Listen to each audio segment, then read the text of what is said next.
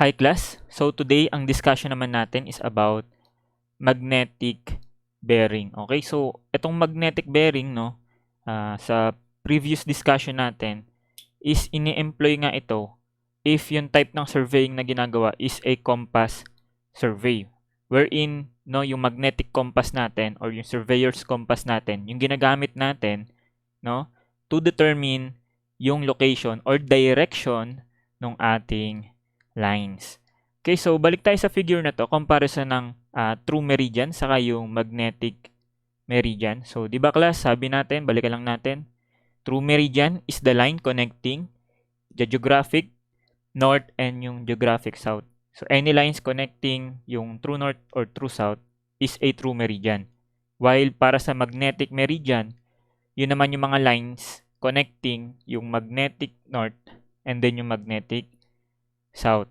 So, balikan lang natin, no? So, let's say we have 2 points A and B. So, let's say ito yung point A and then ito yung point B. So, gusto natin, no, makuha yung sense, yung direction ng line AB. So, paano nga ulit yung ginagawa natin dyan, class?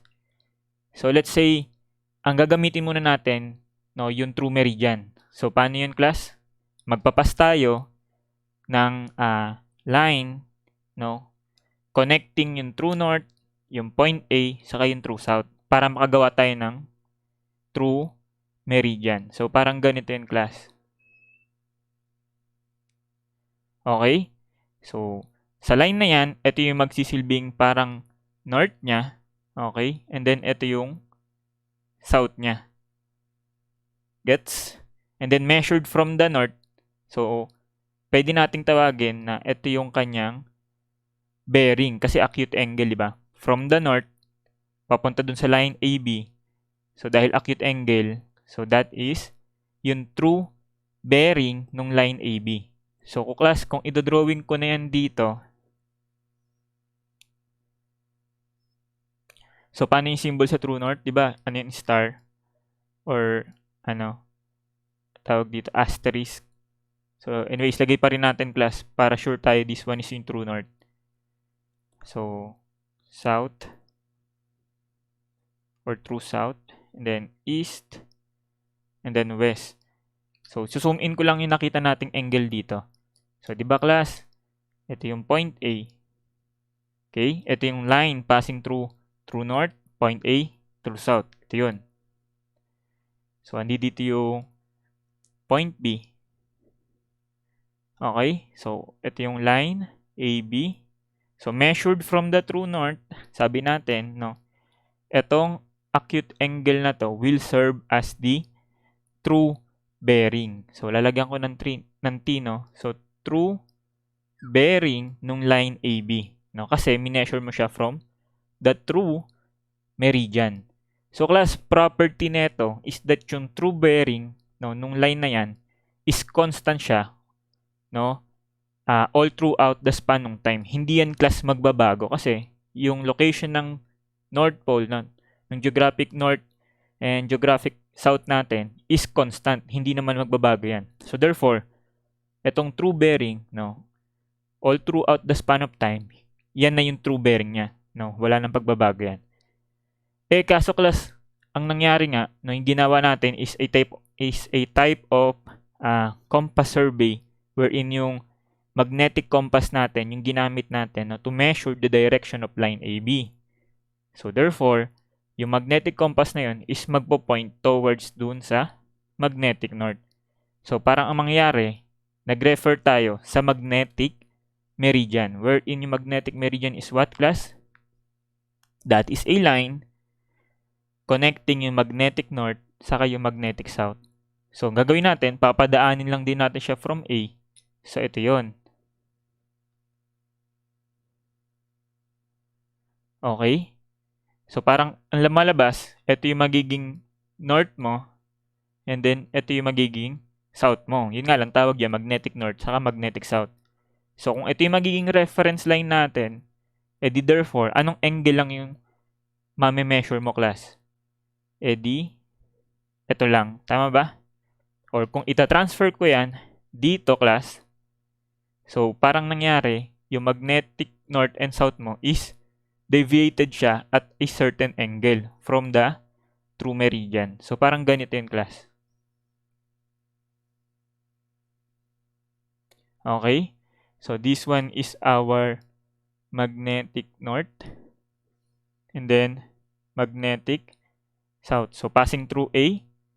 Okay? And then, ito yung angle na na-measure niya. So, lipat ko lang to, class. So, ito yung angle na na-measure niya, no? So, from his reference meridian, papunta dun sa line AB, ito yung angle, which is tatawagin natin as magnetic bearing. Okay? So, ngayon class, paano i-convert no, yung magnetic bearing sa true bearing? So, ganito yung class. No? So, may napapansin ka dito na deviation no, nung location ng magnetic north sa true north. Okay? And then yung deviation na yun, class, okay, which is denoted by angle theta, which is a figure na to, nasan yung class? So, ito yung true north, ito yung magnetic north, so ito yung deviation na tinutukoy ko, class, which is angle theta.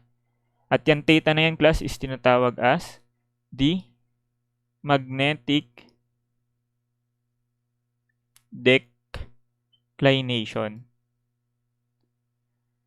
Nakuha ba, class? Okay? So, yung magnetic declination, no, refers, no, to the deviation of the magnetic pole from the geographic pole. Okay? So, sa case na to, ito nga siya. No, yung deviation niya. So, sinasabi naman yan, class, no, sa problem kung anong value ng magnetic declination. Pero yun lang yung, class. It's either kasi pwedeng nasa east, no, nung true location or true north, yung magnetic north, pwedeng east.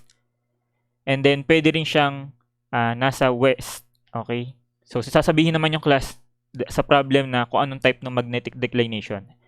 And, yung magnetic declination ng, class is very small value lang naman yan. Okay, so maliliit lang yan. Sasabihin doon kung eastward, no, yung declination or westward, no, i-state yun. Para malaman mo kung nasaan yung location ng magnetic meridian na to. So, kung given itong magnetic declination, edi madali nang kunin yung true bearing. No, wala nang formulang kailangan tandaan. Using yung figure na yan, kung ito ang na-measure mo, magnetic bearing, edi gagawin ko, pa-plus ko lang itong magnetic declination, makukuha ko na yung true bearing. So, ganun lang siyang kasimple, class. Okay? Ngayon, sabi ko kanina, yung true bearing is constant.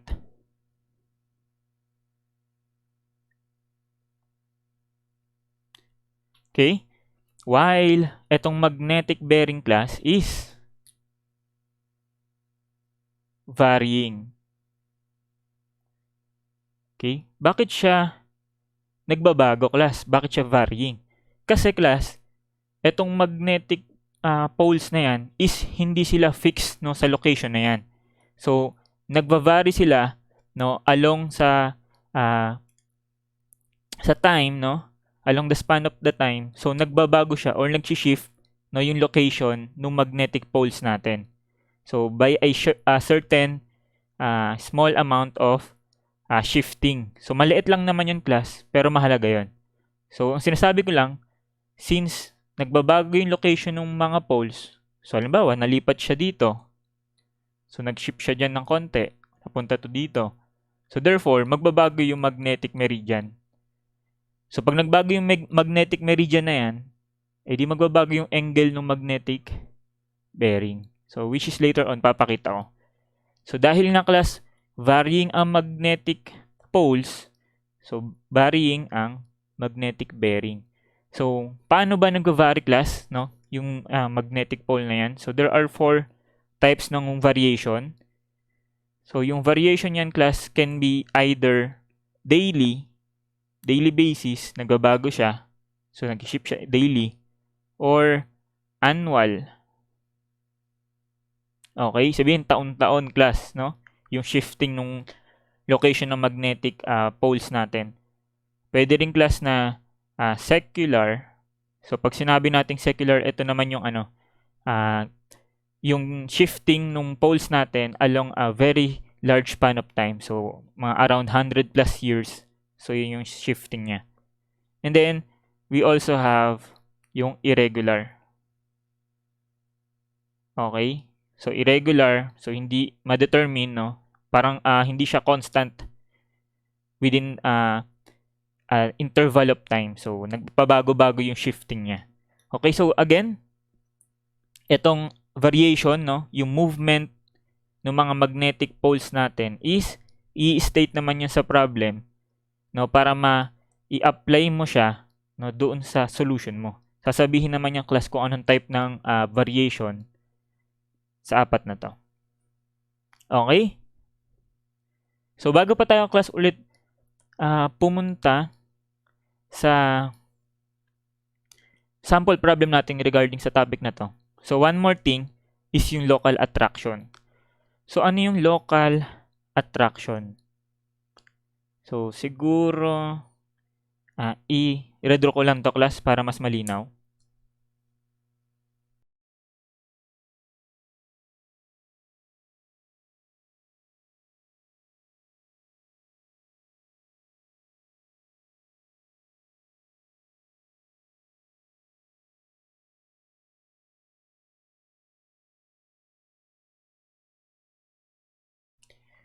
Okay. So, ayun class, one more thing na kailangan alam mo sa topic na to is ito, yung local attraction nga. So, again, ito yung line AB, no? Kailangan nating kunin yung sense of direction niya. So, again, from true north, so ito yung true bearing. So, sana nakikinig kayo class, no? So, ito yung true bearing. Lagay natin true bearing. Okay? And then, from the magnetic meridian naman, so ito naman yung kanyang magnetic bearing. Wherein, ito nga class, no, yung angle na to is what we call the magnetic declination theta. So, ano yung sinasabi ko class na local attraction? So, class, ang ginagamit kasi natin dito is yung magnetic compass natin, di ba? Para nga ma-attract siya dun sa mga magnetic poles natin, so magnetic compass. Yun nga lang class, ang disadvantage lang nito is kapag tayo is surrounded, no, by steel, okay, or by metals na attracted syempre sa magnet. So therefore, yung magnetic needle natin is mag-shift siya, no, towards dun sa location kung nasaan yung mga materials na katulad nga ng steel or iron ores. So let's say for example, no, halimbawa, andi dito yung location na maraming steel or iron. No, basta anything na attracted sa magnet. So instead na pag naglagay ako dito class ng compass ko. So instead na mag-point siya towards dun sa true location ng magnetic north, dahil may steel dito, so ma-attract yung needle natin. So mag-shift siya papunta dito. Nagets ba 'yon? So therefore, parang ang nangyari, ito yung tinutukoy mo na class as yung magnetic north mo. Nagets ba 'yon? Ito talaga yung magnetic north. Kaso nga lang, dahil yung magnetic needle mo is attracted, no, dun sa mga steel structures, okay, or dun sa location na may mga iron ores, so mag-shift siya papunta dun. Hindi mo naman alam yun class, di ba? Hindi mo naman alam na nag-shift pala siya. So, eto parang mangyari, eto ngayon yung i-consider mo class as yung magnetic north mo. Kasi doon nakatutok yung north eh. So, parang eto yung tinutukoy mo as magnetic north. So, lalagyan ko siya class as ng prime, no, denoting na parang siya lang yung parang assumed location ng magnetic north. So, mangyayari, kung idodrawing ko yan, class, yung line na yan, dodrawing ko yan, class, parang ito yan. So, napapansin mo? In between siya lang netong So, example lang yan So, parang nangyari, ito yung naging north mo, no? So, parang, ito siya. Okay, tawagin natin as magnetic north prime. So, ito rin yan. Yan. So, ito yung magiging magnetic south prime. Okay? And yun na class, no? yung term na local attraction means only na yung ating magnetic needle is mag-shift siya dahil attracted siya sa location na maraming steel or iron ores. Okay, so that shifting, so denote natin class as beta na lang. So any symbol naman can do or will do. So etong beta na to class, no, yung shifting nung magnetic needle papunta dapat siyang totoong magnetic north pero nag-shift siya papunta dito. Yung beta na yan class is what we call local attraction.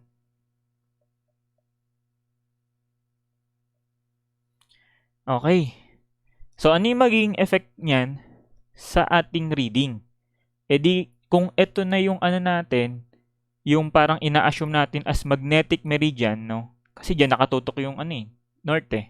Kung ito yung magiging magnetic meridian natin, eh di mangyari, ito na lang yung magiging reading natin, 'di ba? From your meridian or reference line, ito na lang yung magiging reading mo, which is tatawagin natin as magnetic bearing prime. So again, makikita mo na agad dito, wala kang tatandaang formula. Basta iisipin mo lang, paano ba i-convert pabalik dun sa sa true magnetic north? O di yung magnetic bearing plus yung ay palitan nga natin to. Magmumukhang bearing eh. Gawin nating, let's say alpha. Kasi yung beta na gamit na dito. So para makuha natin yung yung totoong magnetic bearing niya, which is etong blue, eh di lang yon. Yung magnetic bearing na na-solve mo, okay, and then plus yung local attraction. Using yung figure na to class, no? And then kung gusto mo makuha yung true bearing niya, which is etong kulay red, eh ito yung na-solve mo, no? Nung sa actual na survey mo, ito yung nakuha mo. So ito, magnetic bearing actual, plus local attraction, and then plus yung etong magnetic declination. So, ayun lang siya class, no? Hindi siya formula-based kasi nga, pabago-bago yung location niya. So, pagbabasihan mo kung paano siya in-state sa problem. Kung eastward ba, okay, or westward. Ito naman, sasabihin din tong local attraction. Sasabihin, attracted siya to the east or to the west. So, malalaman mo kung papunta siya dito or papunta dun sa west nung magnetic north. So, state naman yun. So, para mas ma-absorb natin, yung diniscuss ko na konsepto regarding sa magnetic bearing. So, ayan, proceed siguro tayo sa sample problem. Ang solution dito class, ganito lang, no? Imagine mo kung paano ni-state yung problem and then i-drawing mo to, tapos, ayun na, kaya mo na yun class. So, sige, sample problem tayo.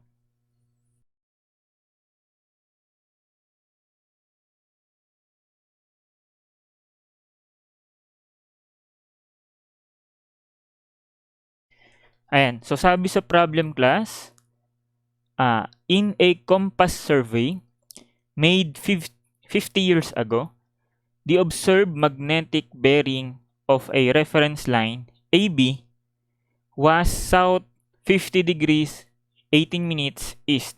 So, sulat ko muna in class. So, this one is number or situation 15. So, binigyan tayo ng magnetic bearing class 50 years ago. So, para isulat ko yan, ganito na lang.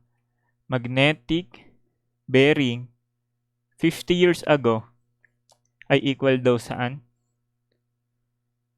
Okay, so that is south 50 degrees 18 minutes east. Okay? Next. Ayan, magnetic bearing of reference line AB was south 50 degree 18 minutes east when the magnetic declination was 8 degree 15 minutes east. So, lagyan natin. So, ano yung symbol na ginamit natin kanina? Theta, no? So, yung theta daw, yung magnetic declination, at that time, so lagyan natin, nung 50 years ago, ay equal daw sa 8 degree 15 minutes east. So, papuntang east, no? Nakaka-decline yung magnetic meridian. So, at present, a new survey was made and the declination in the same locality changed to 12 degree 10 minutes west. So, nagets mo ba, class? Sinabi ko nga kanina, no, kagaya ng sinabi ko, yung magnetic poles natin is hindi siya fixed sa location na yon. So, kaya nga yung mga magnetic bearing is nagbabago. Syempre, depende dun sa present location ng magnetic poles. So, sinabi daw, at present, so sa panahon ngayon, no, yung bagong magnetic declination daw is naging 12 degree and then 10 minutes west. So, lagay ko as theta present.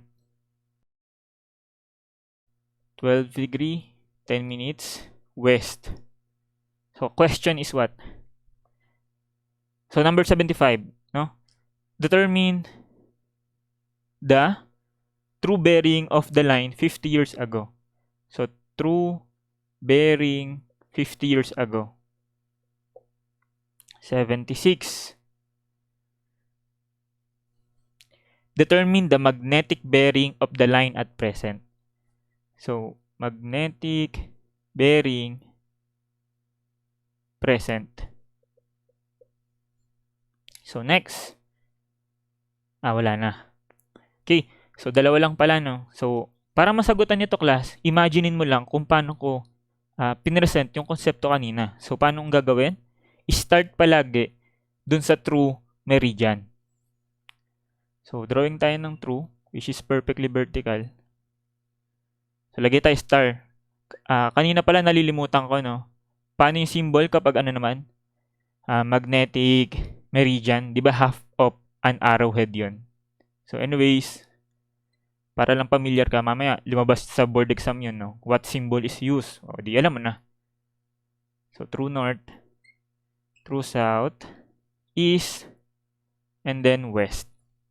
Ngayon, bago tayo mag-drawing ng magnetic bearing, i-drawing muna natin, syempre yung magnetic meridian. Kasi doon ibe-base yun yung bearing sa magnetic meridian. So, 50 years ago, sabi na yung declination nung magnetic meridian is 8 degree 15 minutes to the east.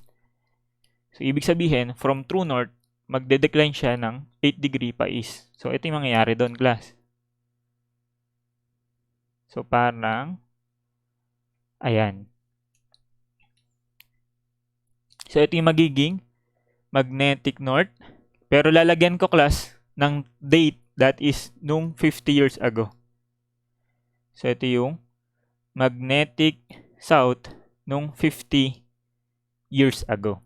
And then, that is declined, what? 8 degree, 15 minutes. So, ganun din dito. 8 degree, 15 minutes east. Okay?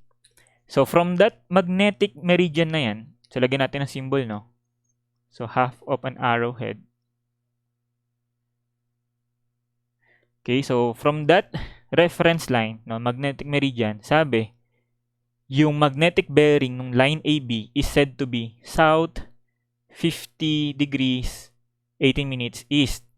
So, ibig sabihin, kung andi dito yung point A, kasi line AB yun, di ba? Andi dito yung point A, from south, papuntang east ng 50. So, sabihin, magiging ganito, class. Okay. So, this one is measured, no? From the magnetic south, papuntang east, this one is 50 degree 18 minutes. So, wait lang. So, ito yung true south. So, ayan, no? Ibig sabihin, ito ngayon yung ating line AB, class, no? So, let's say, ito yung B. So, yung line AB, measured from the magnetic meridian is may bearing na south 50 degree 18 minutes to the east. Okay? So, lagay nga natin to, class. Kaya, ito is 8 degree 15 minutes. Now, at present, no, sa panahon ngayon, nag-shift daw yung magnetic meridian papunta saan, class? Naging ano na siya, 12 degree 10 minutes west.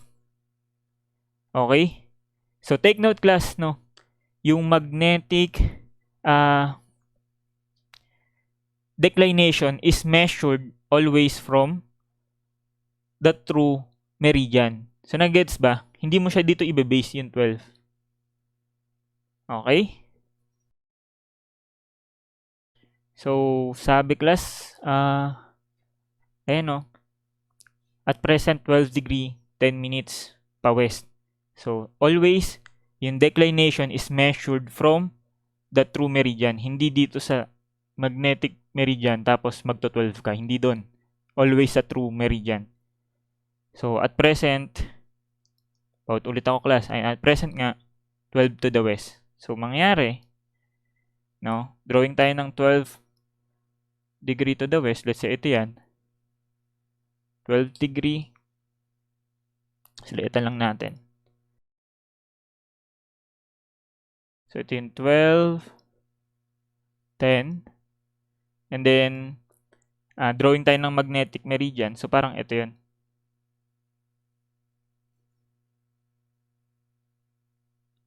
Okay, gets? Wherein, syempre, hindi to sa baba is the same lang na 12 degree, 10 minutes. So, parang at present, ito na yung tinuturo ng compass natin as magnetic north. So, lagyan natin present.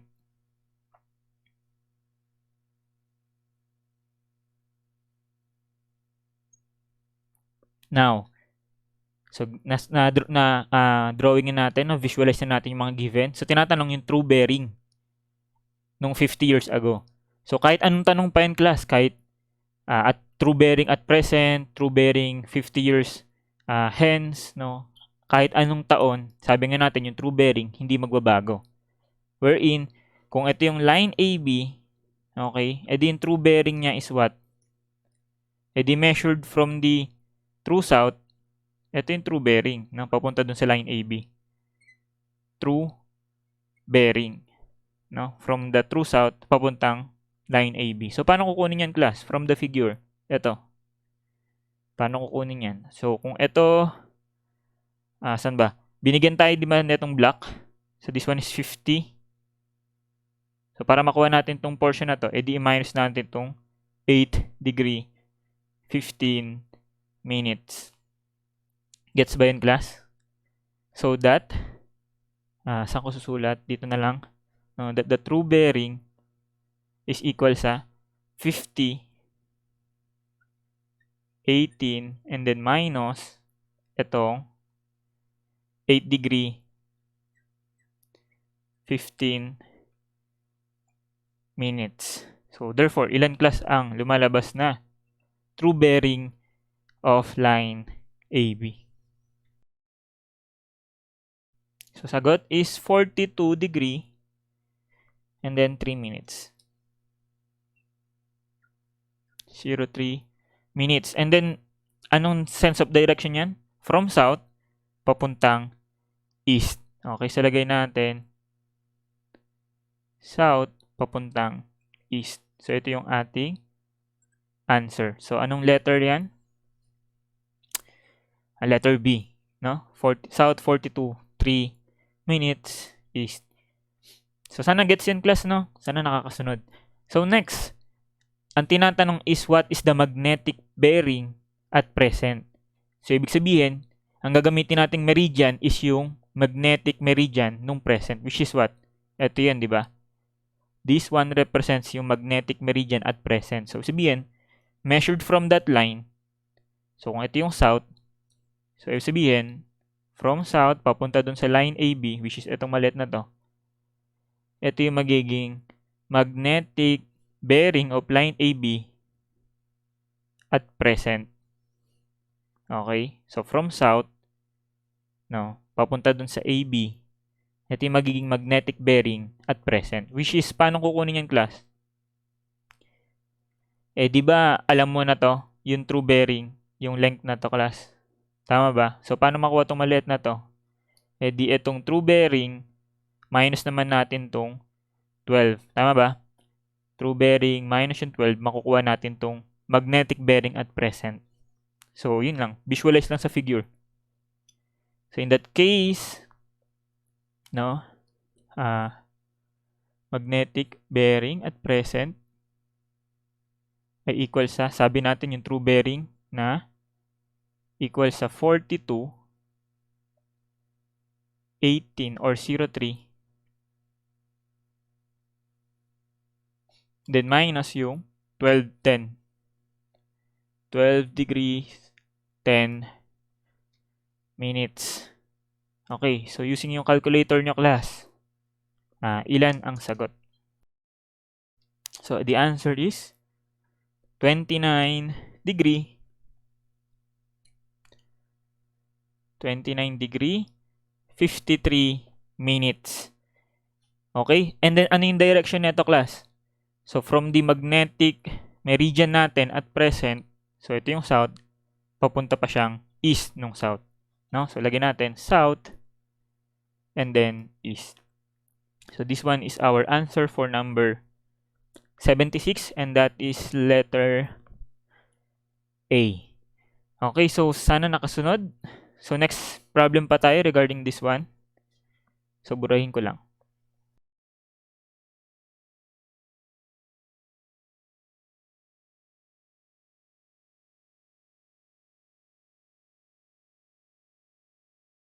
Okay, so yan, next tayo, class. So number 77. So sabi dyan, class, a line has a magnetic bearing of south 43 degrees 55 minutes east when the declination was 1 degree 15 minutes west. So lagay muna natin yung given, class. So magnetic bearing ay equal sa south 43 55 east, no? When the magnetic declination theta is 1 degree 15 minutes west. So lagyan natin to as 1, no, para denote natin as yung first magnetic bearing niya nung ito yung magnetic declination. So in lang, class, wag lang kayo ulit malilito katulad nung kanina. Sinasabi ko nga, yung magnetic declination is yung deviation nung magnetic meridian. Always reference niya is from the true meridian. So from the vertical, doon lagi natin mini-measure yung declination. No, hindi doon sa previous location ng magnetic meridian. So wag lang kayo malilito doon. So the question is, what is the true bearing of the line if a local attraction is 2 degree 45 minutes to the east of the vicinity? So mayroon palang local attraction. So lagyan natin yun as alpha. So that is 2 degree 45 minutes to the east. Okay? So ibig sabihin pala, class, no, nung mineasure na itong magnetic bearing na to, meron ng magnetic declination, tapos mayroon pang local attraction. Okay? So paano yung mangyayari dyan, class? Di isolve natin. So hindi na pala kailangan ng 1 kasi wala nang iba pang sinabi. So, pero anyways, lagyan na natin lahat ng 1.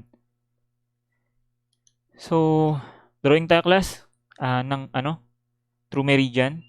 So, true meridian, so, star. Okay, so check ko lang yung drawing ko. Pwede naman na siguro yan. Ayusin natin. Okay, so sinabi, no, at that time, nung nagme-measure siya, that the magnetic declination was 1 degree 15 minutes to the west. So, from the true north, always, nire-reiterate ko lang siya. From always the true north, pupunta tayong west ng 1 degree. So, let's say, ito yung 1 degree. So, exaggerate ko na lang, kahit medyo malaki siya sa figure. So, ito yung 1 degree 15 minutes. Okay, so ito sabihin, ito yung ating lumalabas na magnetic meridian.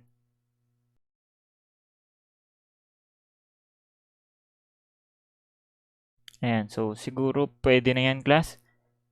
So ito yung magiging magnetic north. And then ito yung magnetic south. So ibig sabihin ba niyan, class? From that magnetic meridian, dyan na tayo magme-measure ng south 43:55 minutes na pa-east. Dyan na ba? Hindi pa, class. Kasi at the time daw na nagme-measure siya, no, yung magnetic needle is attracted, no, doon sa location ng 2:45 minutes to the east. So ibig sabihin, instead na yung magnetic needle niya is pointing towards dun sa true, okay, location ng magnetic north, na-attract pa siya somewhere papuntang east neto. Okay? So nagigets nyo ba yun, class, sa figure na ginawa natin kanina? So from the true location ng magnetic north, na-deviate pa siya papuntang east kasi meron somehow siguro doon steel structure, no, na in-attract niya yung magnetic needle. So ibig sabihin, class, babalik pala siyang pag ganito, which is mas malaki kasi sa 1 eh. So 2:45 minutes pa east, no? So parang lumalabas, ito yung kanyang magnetic meridian at the time of the measurement. So ito yung magiging magnetic north niya prime, no, nung time na nagme-measure siya. So siguro meron ditong structure na in-attract niya yung needle. So dito nag-point 'yan. So inulit-ulit ko lang. So ngayon, from that magnetic north, as yung magnetic north niya, ang na-measure niya is yung bearing ng line. So tawagin natin again as line AB. So andi dito yung A. So nasan yung B? So from the south daw neto, no, ng magnetic meridian natin, pupunta siyang east 43 degrees 55 minutes.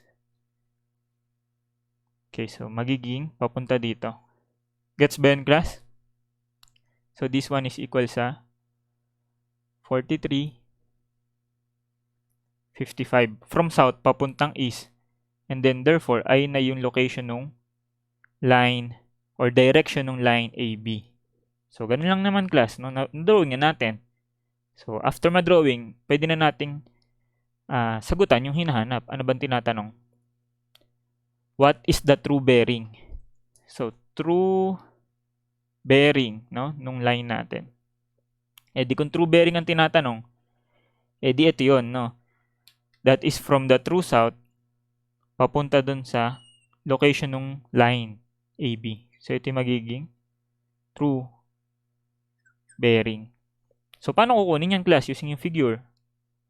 So kung 43 ito, so imagine natin ito is 1, di ilan to, class? 1 na rin, di ba? Or sige, 1. Lagyan natin 1. So identify lang muna natin lahat. Ito is 1. And then 15. Ang kailangan natin is ito, class eh. Meron tayong buo. So ito pala yung kailangan natin, no? Paano kaya kukunin to, class? Paano kaya kunin yung angle na yan? Di ba directly opposite yan dito, class? Tama ba? Which is ito is equal sa difference ng 2:45 minutes sa kanitong 1:15 minutes. So para makuha natin to, this one is 2:45 minutes minus 1:15 minutes. So ilan yan, class?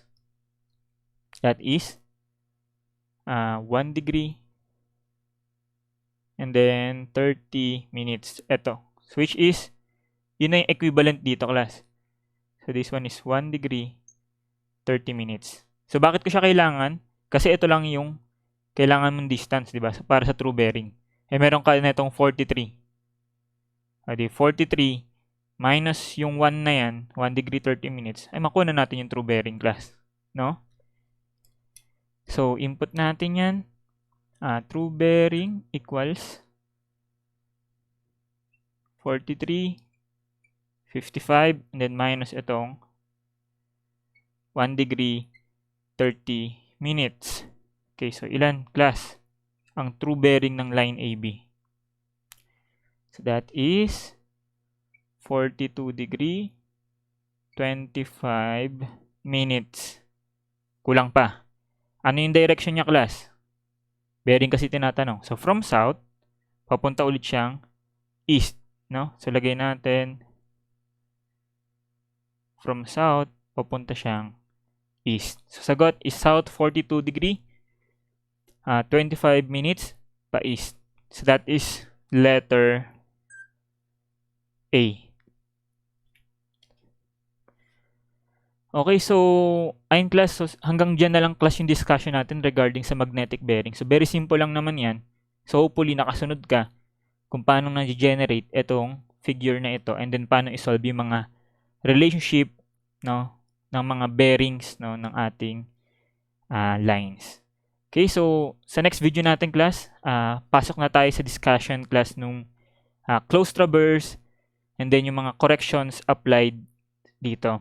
Okay, so thank you guys for watching. So see you next time. God bless.